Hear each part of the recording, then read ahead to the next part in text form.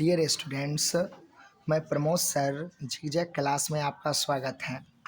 आज हम class 10th के पूरे 15 एक्सरसाइज मैथ का सूत्र और कुछ थ्योरी आपके बीच देने जा रहे हैं, जो आपके एग्ज़ाम के लिए बहुत ही महत्वपूर्ण है।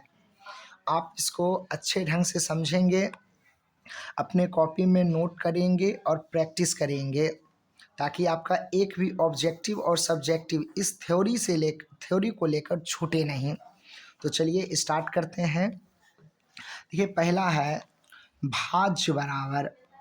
भाज्य बराबर होता है भाजक गुना भागफल जोड़ शेषफल।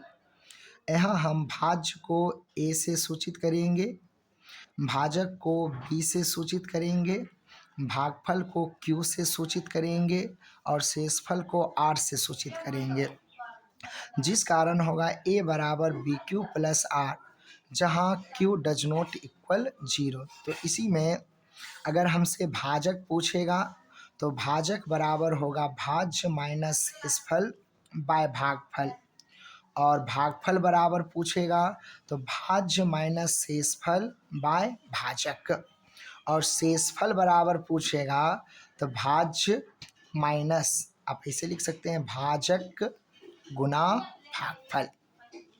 फिर इसी में कहेगा दो संख्याओं का गुणनफल। तो ध्यान रखेंगे, दो संख्याओं का गुणनफल इक्वल होगा मौसौ गुना लौसौ। यहाँ दो संख्याओं को ए और बी से सूचित करेंगे तो होगा ए इंटू बी बराबर H C F into L C M. यहाँ तक था वास्तविक संख्या से। अब यहाँ से कुछ बहुपद है, तो आपसे पूछेगा रैखिक बहुपद का व्यापक रूप। तो आप बोलेंगे रैखिक बहुपद का व्यापक रूप ए एक्स प्लस बी, और पूछेगा रैखिक बहुपद का घात, तो बोलेंगे रैखिक बहुपद का घात 1 होता है। अगला है द्विघात बहुपद का व्यापक रूप। तो द्विघात बहुपद का व्यापक रूप a x square plus b x plus c, और पूछेगा द्विघात बहुपद का घात, तो द्विघात बहुपद का घात 2 होता है, और ये इससे ज़्यादातर एग्जाम में पूछा भी जाता है। अगला प्रश्न है त्रिघात बहुपद का व्यापक रूप। तो त्रिघात बहुपद का व्यापक रूप a x cube plus b x square plus c x plus d, और त्रिघात बहुपद का घात 3। फिर पूछेगा द्विघात बहुपद ज्ञात करने का सूत्र बोलिए। तो बोलेंगे x square minus alpha plus beta into x plus alpha into beta, और आपसे पूछेगा द्विघात बहुपद में कितने मूल होते हैं। तो बोलेंगे द्विघात बहुपद में 2 गो मूल होते हैं, एक अल्फ़ा और एक बीटा, यानी द्विघात बहुपद में मूलों की संख्या 2 होती है। आप कॉपी में नोट कर लेंगे और ध्यान रखेंगे।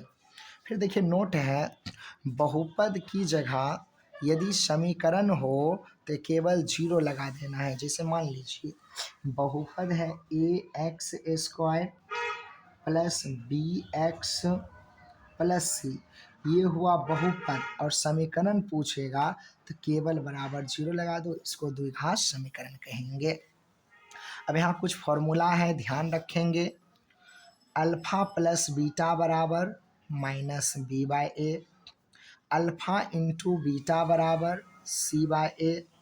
इसको देखिए सॉल्व कर सकते हैं आप 1 bye alpha plus 1 by beta, लेकिन यदि आप सूत्र के तहत याद रखिएगा तो माइनस बी बाय सी। अगला है alpha plus beta plus gamma बराबर माइनस बी बाय ए। फिर alpha beta plus beta gamma plus alpha gamma बराबर सी बाय ए। अल्फ़ा बीटा गामा बराबर माइनस डी बाय ए। अगला है A1 बाय A2, और यहाँ होगा बराबर A1 बाय A2 बराबर B1 बाय B2। इस सब एग्जाम में बहुत बार पूछा गया है, तो याद रखेंगे। इसको संगत कहेंगे, ये केवल एक हल होगा, और इसको प्रतिच्छेदी भी कहेंगे। फिर पूछेगा a1/a2 बराबर b1/b2 डज नोट इक्वल, ऐसे बराबर देकर ऐसे काट दीजिएगा, डज नोट इक्वल c1/c2, तो इसको असंगत कहेंगे, इसका कोई हल नहीं होगा और इसे समांतर कहेंगे। अगला प्रश्न है a1/a2 बराबर b1/b2 बराबर c1/c2, इसको संगत कहा जाएगा, इसको अपरिमित रूप से अनेक हल कहेंगे और ये संपाती होगा। ये सब एग्जाम में कई बार पूछा गया है। अब है कुछ द्विघात समीकरण से, तो द्विघात समीकरण विवेचक को विविक्त कर भी कहते हैं और इसको कैपिटल डी से सूचित करते हैं। तो पूछेगा विवेचक या डी बराबर, तो बोलेंगे b² माइनस 4ac। फिर जब b² माइनस 4ac 0 से बड़ा हो, इसका मूल जो है वास्तविक होगा और असमान होगा। और पूछेगा b² minus 4ac less than 0, यानी 0 बड़ा हो और इधर इधर ये छोटा का मतलब ये माइनस में आ जाए, तो इसका मूल अवास्तविक होते हैं, ध्यान रखेंगे। अगला प्रश्न है b² माइनस 4ac बराबर 0, तो इसका मूल वास्तविक और समान होंगे। सब एग्जाम में कई बार पूछा गया है, आप ध्यान रखेंगे।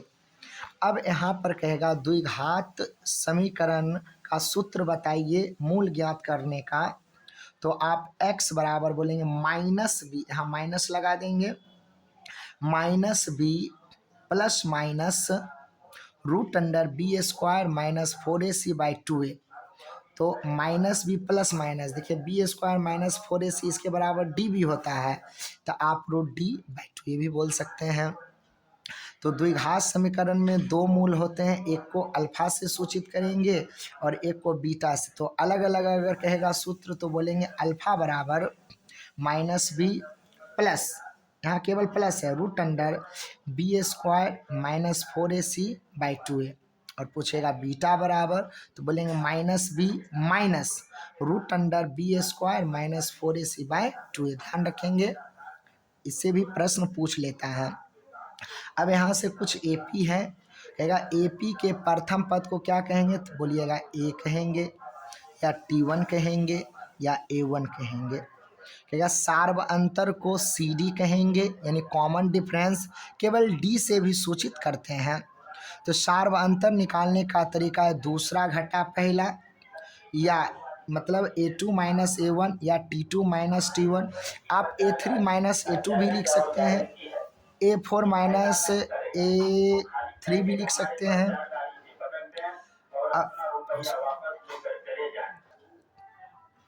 तो चलिए अगला समझते हैं, an बराबर, यहाँ an है या इसी को tn से भी सूचित करते हैं, तो an या tn बराबर पूछेगा तो बोलेंगे a plus n minus 1 into D.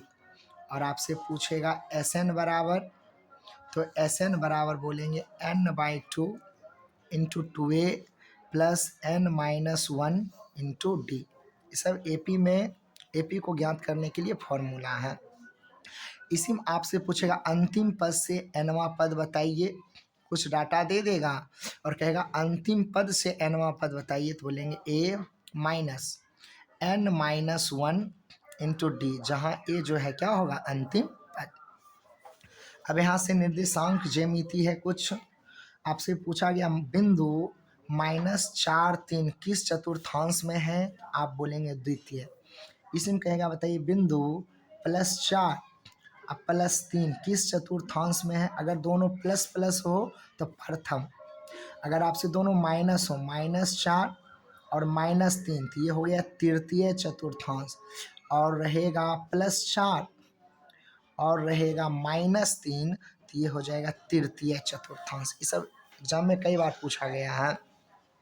आगे ध्यान रखेंगे, क्षैतिज रेखा को x अक्ष कहेंगे और उदग्र रेखा को y अक्ष कहेंगे। अब फिर है मूल बिंदु किसे कहें, बोलिएगा जिस बिंदु पर क्षैतिज यानी x अक्ष एवं उदग्र रेखा y अक्ष प्रतिच्छेद करती है, उस बिंदु को मूल बिंदु। जैसे देखिए ये हो गया हमारा x अक्ष और ये हो गया y अक्ष।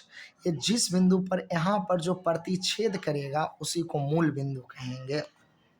ध्यान रखिएगा, मूल बिंदु का निर्देशांक 0 0 होता है क्योंकि इस बिंदु पर x एवं y दोनों का मान 0 ही होता है। अगला है, किसी बिंदु के निर्देशांक में दो मान x y होते हैं जिनमें पहले x को भुज या x निर्देशांक एवं दूसरे को कोटि या y निर्देशांक कहते हैं। अभी और आगे है, उसको समझने का हम कोशिश करेंगे। आपसे पूछेगा बताइए भुज या x निर्देशांक किसे कहते हैं, तो आप ध्यान रखेंगे किसी बिंदु की y अक्ष से दूरी उस बिंदु की भुज या x निर्देशांक कहलाती है। और कहेगा कोटि या y निर्देशांक किसे कहेंगे, तो आप बोलेंगे किसी बिंदु की x अक्ष से दूरी उस बिंदु की कोटि या y निर्देशांक कहलाती है। यहाँ पर कुछ प्रश्न है, जैसे बिंदु 5 4 में भुज का मान होगा, कहेगा भुज का मान, तो भुज का मान यानी x निर्देशांक यानी क्या हो जाएगा, आंसर हो जाएगा 5। और इसी में पूछता कोटि क्या बोलते, 4।